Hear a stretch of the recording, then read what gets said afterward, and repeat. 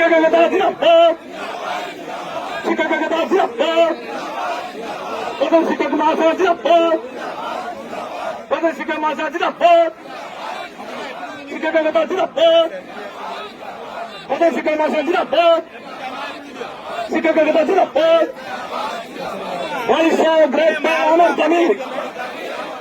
ତାଙ୍କ ସରକାର ସମୟରେ ଟିକା ରହିବ ନାହିଁ ସେ ପ୍ରଥମରୁ କହିଲେ।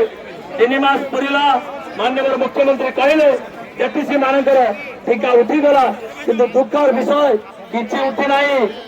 ତେଣୁ ଆମେ ଛାଡ଼ିବାର ନାହିଁ, ରାଜରାସ୍ତାରେ ରହିବା। ଆମକୁ ମନସ୍ଥିର କରିବାକୁ ପଡିବ। ଯୋଉ ଲିଡର ମାନେ ଆସିଛନ୍ତି ସେମାନେ ତାଙ୍କର କ୍ୟାଡର ମାନଙ୍କୁ ବାର୍ତ୍ତା ଦେବେ ଯେ ଆମେ ଯେ ପର୍ଯ୍ୟନ୍ତ ଦାବି ପୂରଣ ହେଇନାହିଁ ରାଜରାସ୍ତା ଛାଡ଼ିବ ନାହିଁ।